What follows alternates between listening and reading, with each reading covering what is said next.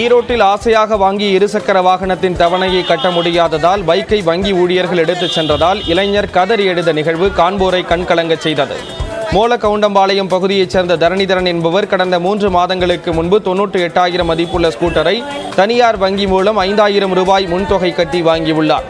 இதற்காக மாதம் 3,800 ரூபாய் செலுத்த வேண்டும். ஆனால் 2 மாதங்களாக தவணையை செலுத்தாததால் வங்கி ஊழியர்கள் வாகனத்தை பறிமுதல் செய்தனர்.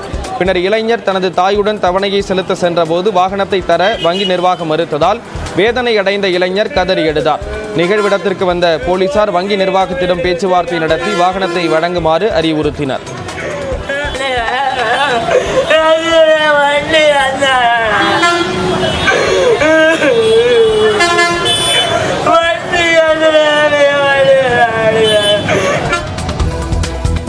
சென்னை மாதவரத்தில் சட்டவிரோதமாக தாய்ப்பாலை பாட்டிலில் அடைத்து விற்பனை செய்தது கண்டுபிடிக்கப்பட்டது. தபால் பெட்டி பகுதியில் முத்தையா என்பவருக்கு சொந்தமான மருந்தகம் இயங்கி வருகிறது. இங்கு சட்டவிரோதமாக தாய்ப்பாலை பாட்டிலில் விற்பதாக கிடைத்த தகவலை அடுத்து அங்கு உணவு பாதுகாப்புத்துறை அதிகாரிகள் சோதனை மேற்கொண்டனர்.